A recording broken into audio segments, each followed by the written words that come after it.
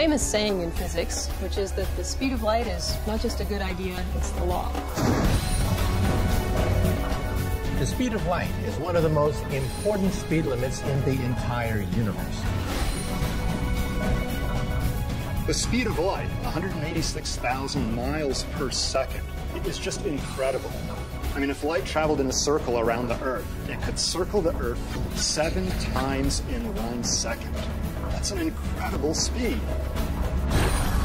That incredible speed is the first thing we encounter when confronting the phenomenon of light.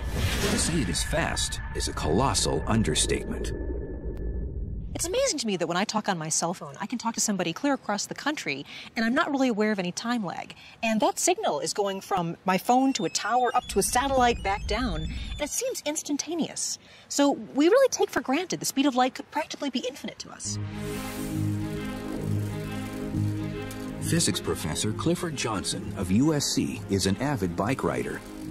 Circling a track, he considers trying to cover the same 186,000 miles that light does in 1 second.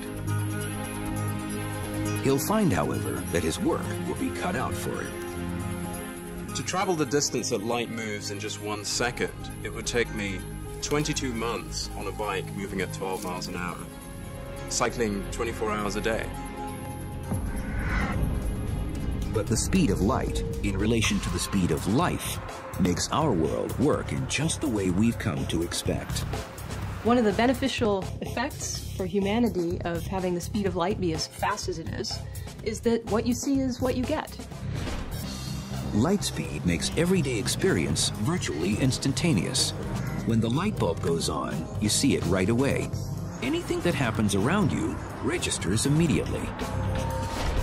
And certain experiences make it crystal clear that light travels faster than anything else, including sound. One interesting consequence of the great speed with which light travels is that you see a flash of lightning essentially instantaneously, but you hear the thunder only later on.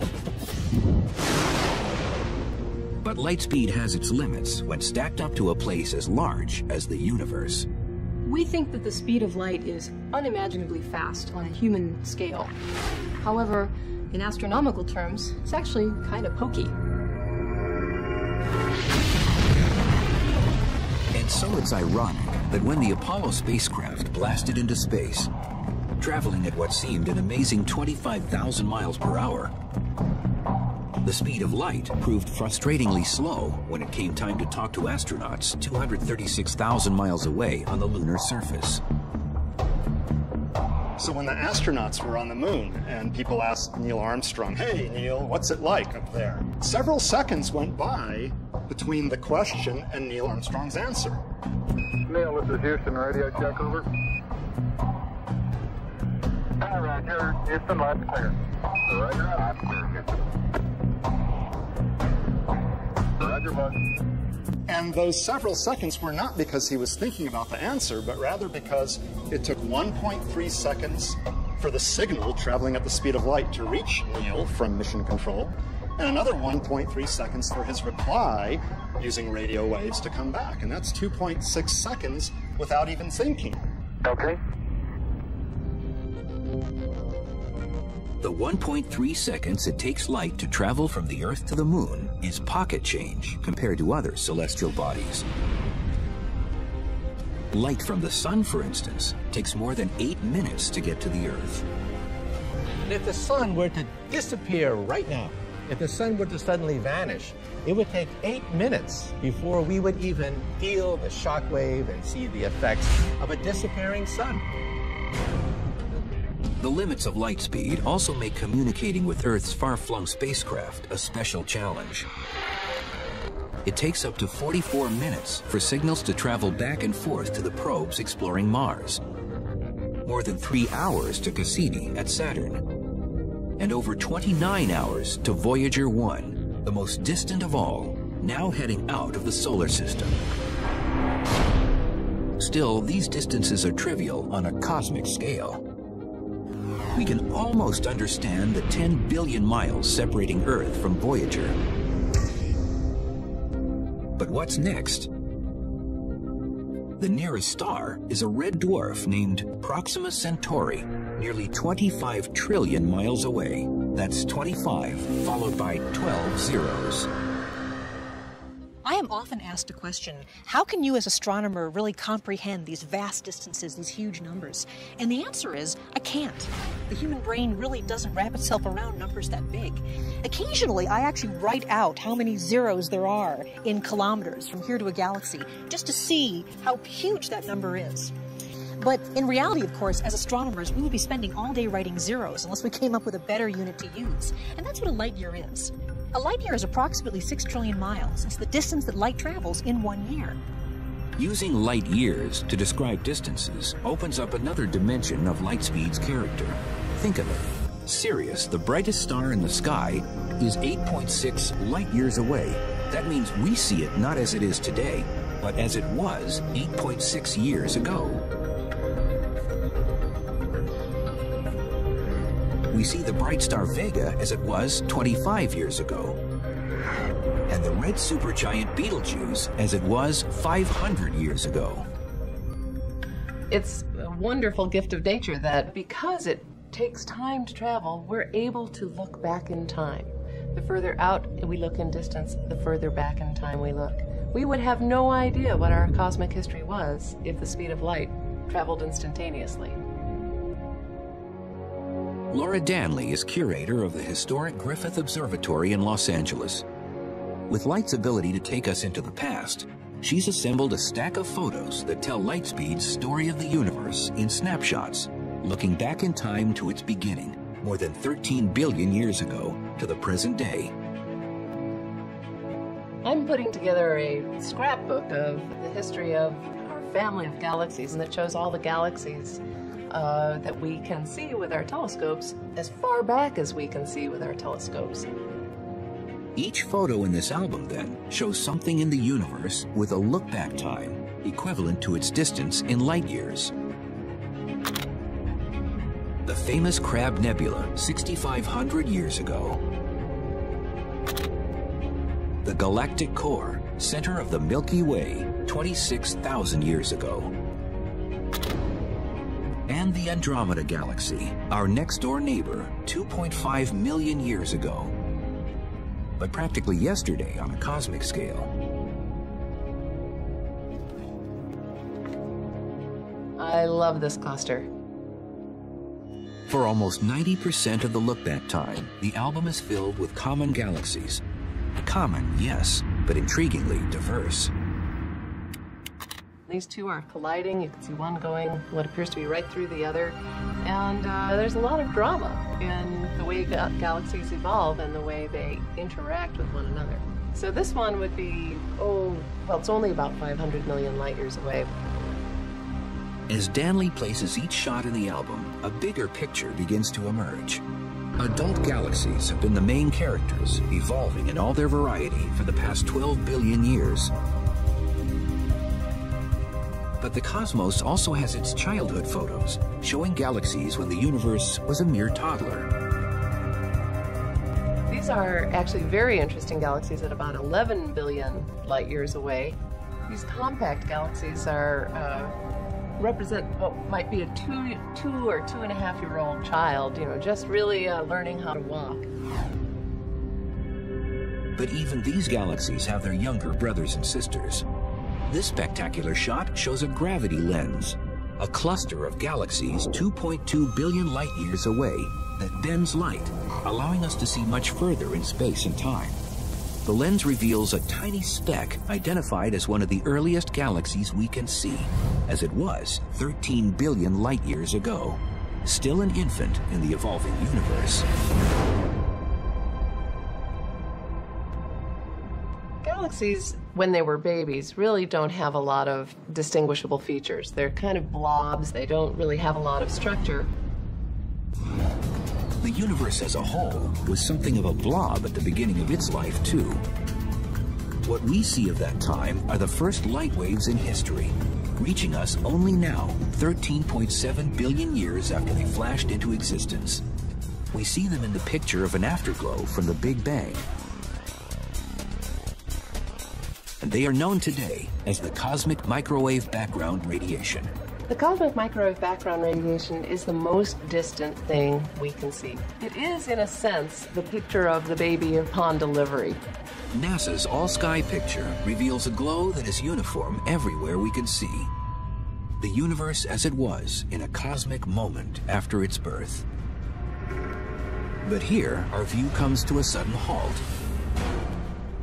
What we can see of the universe is limited, not by the size or power of our instruments, but by the barrier of light speed itself. How can the fastest thing in the universe make us blind to the infinity of space?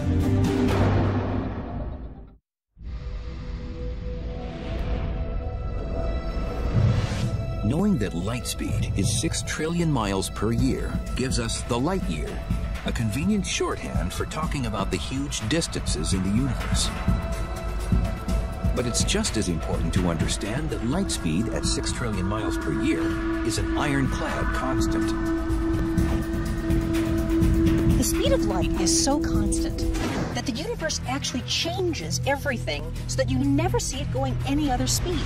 So the speed of light really is the measuring stick of the entire universe. In fact, the constancy of light speed results in an amazing tool for measuring distance in the vastness of space. The tool is called redshift. It happens as light between galaxies travels at a fixed speed.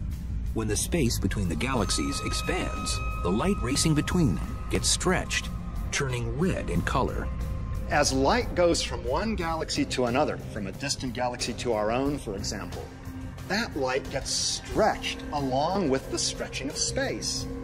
And that causes intrinsically short wavelength light, like blue light, to gradually become long wavelength or redder light. That fundamentally is the cause of the redshift that we see in the spectra of galaxies. How does the redshift turn into a way to measure distance? It's all because of an astonishing discovery made in 1926 at the Mount Wilson Observatory outside Los Angeles. Being up here on Mount Wilson is always a thrill for me because it was actually right here at this location that our view of the universe entirely changed. It was here that Edwin Hubble found out the universe is expanding. And that was an amazing thing. He wasn't expecting it. Nobody thought that was the case. And it changed everything. Seeing red shifts everywhere, Hubble found that all of the universe's galaxies were moving away from each other, which we now know is caused by the expansion of space itself. As seen from the Earth, a galaxy doesn't look like it's moving away, but we know that it is because its light is redshifted. A galaxy moving away at low speed has a slight redshift. A galaxy moving faster has a larger redshift. But Hubble found that those faster-moving galaxies are also farther away. That meant the greater the redshift, the more distant the galaxy. By seeing how fast space is expanding and working the math backwards, cosmologists have been able to estimate the age of the universe. Combine that with light speed, and you have a major brain twister. The universe is such a huge place that the light travel time really becomes important to us. We believe the universe began about 13.5 billion years ago. That means the farthest in any direction we can look is 13.5 billion light years. There hasn't been enough time for light to travel more than that. It's called our light horizon, a sphere 13.5 billion light years in all directions, containing everything we can see. But that's where the brain twister comes in. Does space end there? We have no reason to believe that the distance we can see is the entire size of the universe. In fact, it might be much bigger than that. It's just that with light travel time, that's all we can see. That's our horizon. So consider this conundrum. Astronomers in a galaxy at one edge of our horizon can't possibly see any galaxies on the other edge of our horizon. But they can see galaxies 13.5 billion light years in the other direction. And so can astronomers at the edge of their horizon. And on, perhaps to infinity. As for astronomers on Earth, light speed has them trapped. If we ask what is happening beyond our light horizon, we have to face the fact that the speed of light really is a barrier. We've never seen anything beyond our light horizon. Can we take comfort in the fact that there is so much to see inside our horizon? This breathtaking shot is the Hubble Space Telescope's ultra-deep field. It's a massively detailed photo of an area of the sky 100 times smaller than the full moon, yet containing 10,000 galaxies, some whose light has been speeding toward us for 13 billion years. Beyond that is the cosmic background radiation from just 400,000 years after the Big Bang. In NASA's color-coded picture, the radiation's glow is pure green, representing a distribution of matter so uniform, its temperature varies no more than 1/50,000th of a degree. Nothing in human experience is even close to this kind of uniformity. In fact, astronomers believe the universe should really be very different. By rights, the universe should be lumpy. If you look in this direction and you look in that direction, you should see two entirely different concentrations of matter, different temperatures, but it's extremely uniform. Therefore, we have a puzzle. The puzzle has its roots at the universe's birth in the Big Bang. If everything flew apart from the beginning, why shouldn't it be uniform?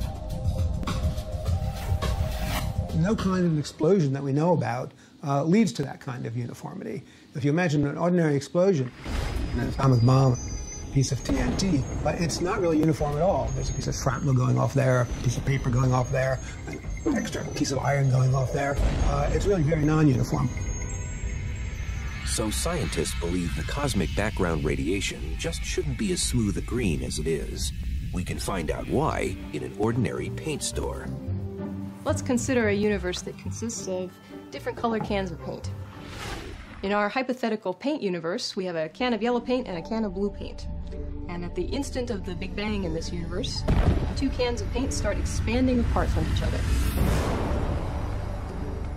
In our hypothetical paint universe, one side of it would look yellow, and the other side would look blue.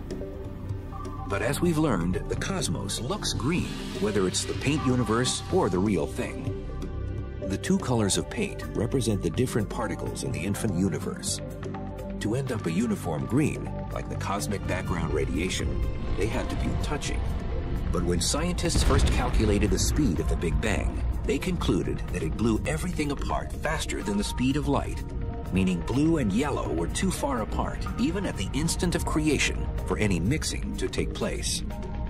Seeing a universe that's so uniformly green would be very strange.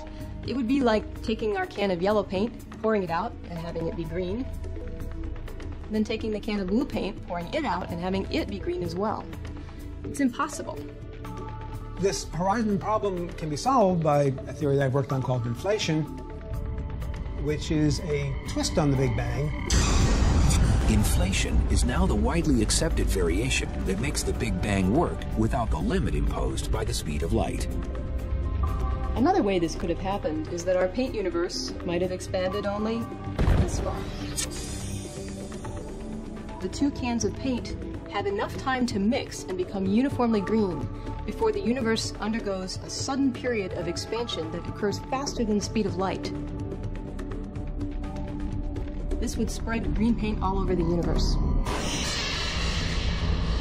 If this theory is right, the period of inflation is really the Big Bang that we observe. The other bang that happened before that becomes really a little bang. It's just a precursor to the real Big Bang. Even today, the universe is expanding at high velocity. Galaxies speeding away from each other so fast that they seem to violate light speed as the ultimate speed limit. The faster-than-light expansion of space sets yet another limit on what we can see from Earth, where the galaxies of the universe continue to rush away from us. The galaxies that are relatively near to us, those that you can see easily, are moving away pretty fast. And indeed, the more distant ones are moving away faster. But the ones that are really far away, in fact, are moving away faster than the speed of light. And then there are the galaxies that you will never see because they started out so far away that the light from them will never reach you because the space is expanding faster than the speed of light. Space itself, then, is the exception to the rule. It can expand faster than the speed of light. but everything inside it remains bound by Albert Einstein and his theory of relativity. Albert Einstein is the cop on the block. You cannot break the light barrier. We physicists can accelerate particles to 99.9999% the speed of light, but we have never, ever broken the speed limit. But we don't need to break the limit to experience the strange province of light speed. If the universe bends and stretches around the speed of light, what happens when we hit the accelerator and start to get close?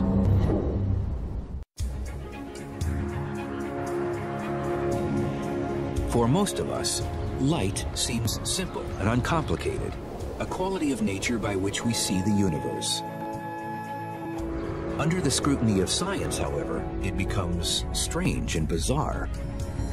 Light is such a common thing in our everyday experience, and yet we have very little understanding of it, really. It's very weird. The speed of light is something that the entire universe bends around to accommodate.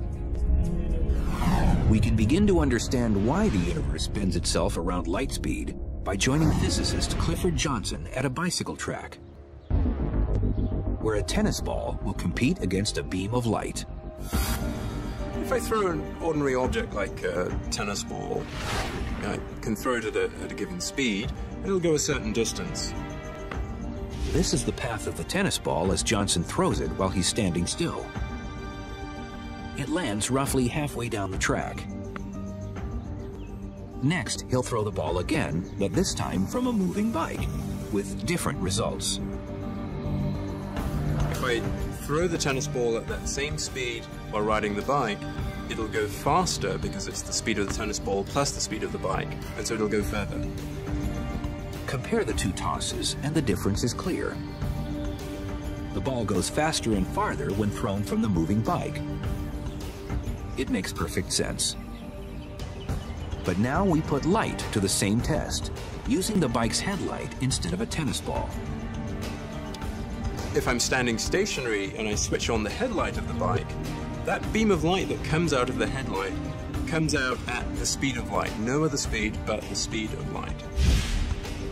Suppose the beam was slow enough for us to actually see its motion down the track. We mark its position just a brief moment later. Next, Johnson switches on the headlight at riding speed, and the unexpected happens. In that same moment of time, the light travels exactly the same distance as before.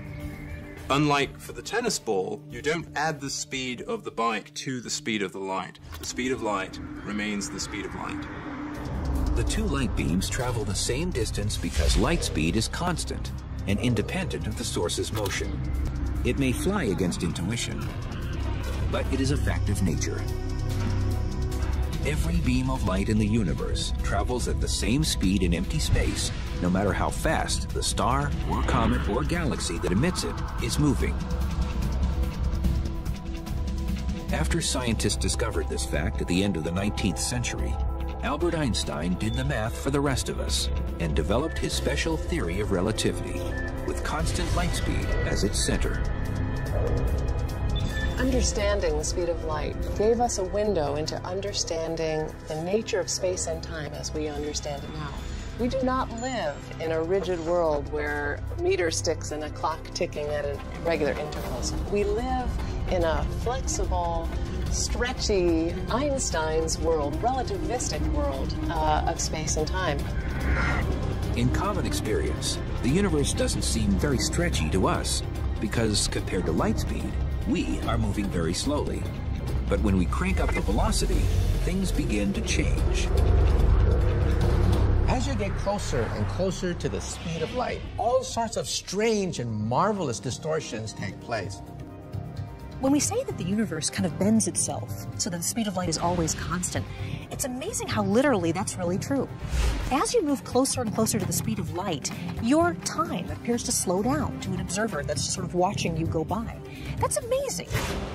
When Clifford Johnson bikes around the track, he needs to be going about 56 million times faster than his current 12 miles per hour to get close to light speed. But suppose he could. Imagine I were riding my bike close to the speed of light. Never mind whether that's possible or not. Just imagine that this was happening. My clock's running slow compared to the cameraman on the ground who's filming me. If I do that for a while, I'm going to age much more slowly than the cameraman who's on the ground. So that when I come back from the trip and come back and talk to the cameraman, he's actually much older than when I left him. If this sounds like magic instead of science, there is proof in something that many of us experience every day.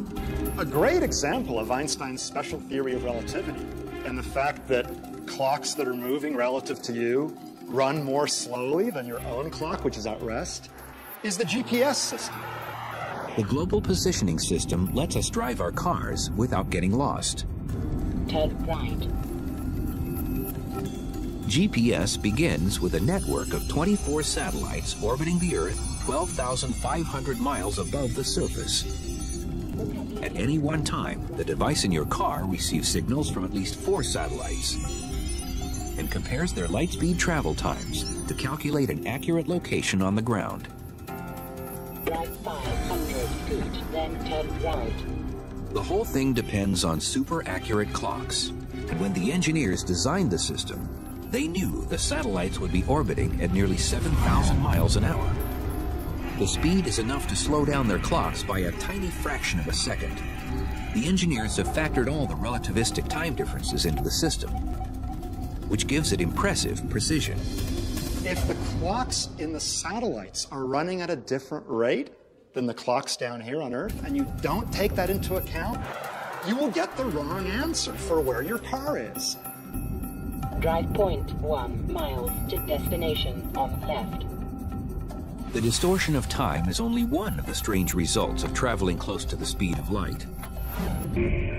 On the bike track, Clifford Johnson continues to push the envelope as space begins doing odd things to him and his bicycle. Imagine I'm on my bike again, going close to the speed of light.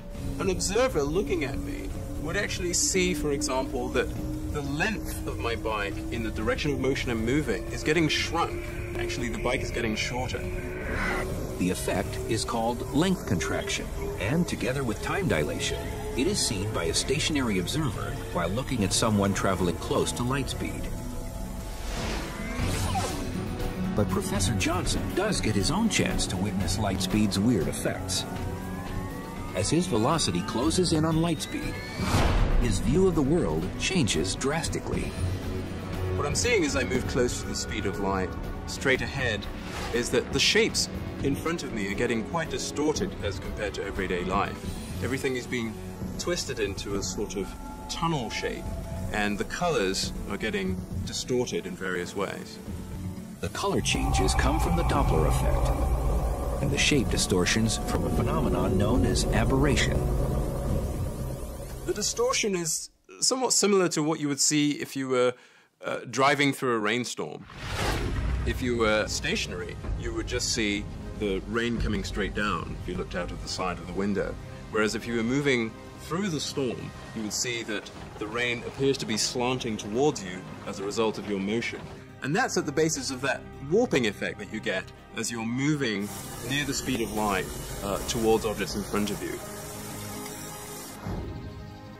In reality, we don't have to travel near the speed of light to experience the distortions caused by motion through time and space. They are with us every minute of the day. All of the distortions that happen as a result of a finite speed of light still happen on an everyday basis, even in our everyday life, but the effects are so tiny that we can't perceive them. Still, light speed has its other quirks in the slow-moving world, quirks we perceive very well. The speed of light may be a constant, but only in the vacuum of space. When light moves through things like glass or fluids, it slows down appreciably. If it didn't, things like telescopes and human vision would be impossible. But what would happen if light slowed down much more? If the speed of light were 0?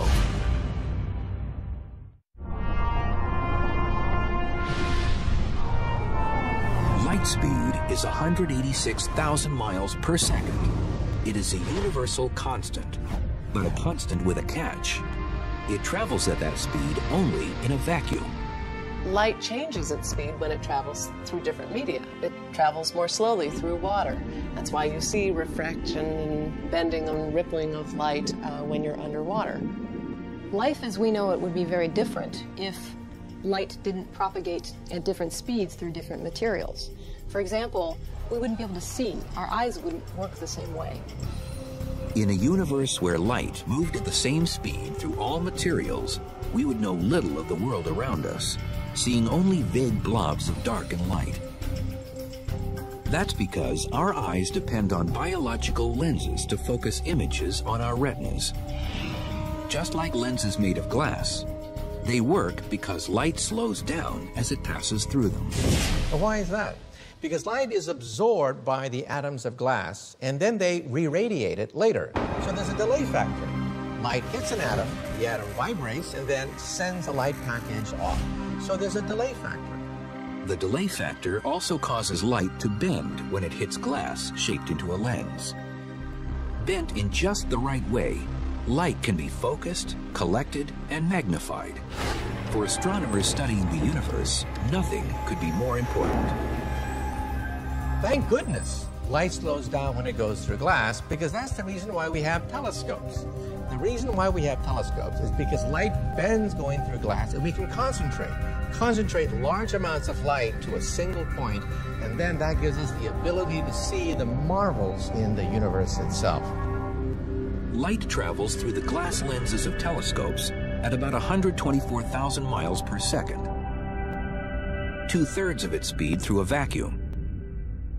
But some scientists are looking at making use of light at far slower speeds. And then we have the AOs over here. They're pretty much all functioning now. At her lab on the campus of Harvard University, Dr. Lena Howe has taken slow light to the extreme by reducing light speed to 0. The speed of light, of course, is incredibly high. I mean, nothing goes faster than light. And, you know, the usual 186,000 miles per second. And we kind of thought, gee, that's awfully high. Let's try to do something about it. So we have a detector right there. Howe and her team conducted their experiments in a complex laboratory filled with lasers, mirrors, prisms, and other exotic gear. It is a branch of physics where few have dared to tread. If you can start to change things so dramatically as taking this enormous light speed and then bring it down to bicycle speed, that then you're in a completely new regime of nature. You're able to now start to probe areas, regions of nature where nobody has ever been there before.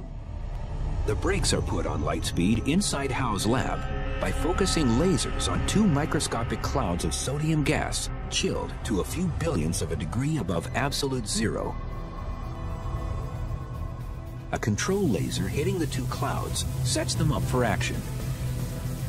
Then, a quick light pulse shoots into the first cloud, where it is squeezed into the gas and slowed to just a few miles per hour. The light pulse goes from being about 1 kilometer long in free space. It compresses like a concertina as it enters the atom cloud and ends up being only 0.02 millimeter in size. That's less than half the thickness of a hair. So really small, and it's so small that the light pulse actually ends up fitting totally inside the atom cloud. Howe says the atomic imprint of light in the sodium cloud is a perfect copy, embedded in atoms, of the original light pulse. It can then be stopped in free space between the 2 clouds before moving on. When it enters the second cloud, another shot of the control laser expands it to its original size, shape, and speed of 186,000 miles per second. It is comparable in some ways to a science fiction transporter that sends people or objects through space. So in these experiments, what we really do is we stop and extinguish a light pulse in one part of space and revive it in a completely different part of space and send it back on its way. Since light can carry information, this super advanced technology points the way to futuristic light-based computers that bypass wires and electronic chips. Information read directly from light may be faster, more compact, and more secure than anything we have today. But the greatest vision of scientists and dreamers is to be found at the other end of the light speed spectrum. We still face the speed of light as an impenetrable wall, a speed that Dr. Einstein told us could never be exceeded. Yet history is packed with impossibles that have become realities. Will we ever, for instance, be able to reach the stars in ships that go faster than the speed of light? If so, when?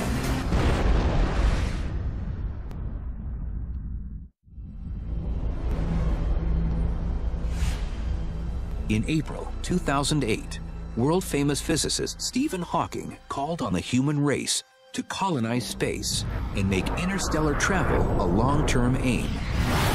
Spreading out into space will completely change the future of the human race, but may be determined whether we have any future at all. The stars are so far away that interstellar travel is impractical unless we can go faster than light speed. But that's an obstacle. Einstein's theory of relativity tells us that a spaceship's mass approaches infinity as it nears the speed of light. So as you try to go faster and faster and faster, you actually get to a point where it takes more and more energy until it's an infinite amount of energy to go the speed of light. That's impossible.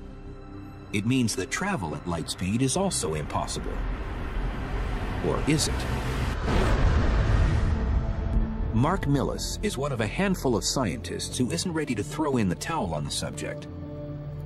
A NASA propulsion physicist by profession, he likes to build models of starships in his spare time and is well aware of the giggle factor in any talk outside science fiction of star travel. The giggle factor is actually a healthy response. It helps provide skepticism to the topic, to ask deep questions to make sure that we're proceeding correctly. Once head of NASA's mothballed Breakthrough Propulsion Project, Millis is editor of a book that has collected the serious current research on the subject. When it comes just to the light speed issue, there's about 36 physicists who've written articles, some skeptical, some suggesting new methods on the topic. No one is saying that anytime soon we'll be able to have warp drive to the stars. But on a scale of centuries to millennia, it can't be ruled out. Virtually all physicists agree it's impossible to travel through space at faster than light speed. But there may be a way to cheat by altering space instead of traveling through it. Believe it or not, even NASA scientists are studying the possibility that perhaps we can fold space, punch a hole in space, make a subway system through space and time. That's the basic idea behind using wormholes to actually twist space around on itself and take a shortcut through the universe. What would a wormhole machine look like? Probably huge in scale, with equipment staged perhaps on a massive number of asteroids arranged in a gigantic sphere. It would require an enormous battery of laser beams to concentrate tremendous energy to a single point. We have to attain fantastic temperatures, the highest energy attainable in our universe, in order to open up a hole, a bubble, a gateway perhaps to another universe. Another way of tricking space into letting us travel faster than light is the warp drive. Miguel Alcubierre was the first one to write about the warp drive in 1994. Alcubierre, a Mexican physicist, worked out the math for a starship propelled by warping space-time itself. Behind the ship, space-time is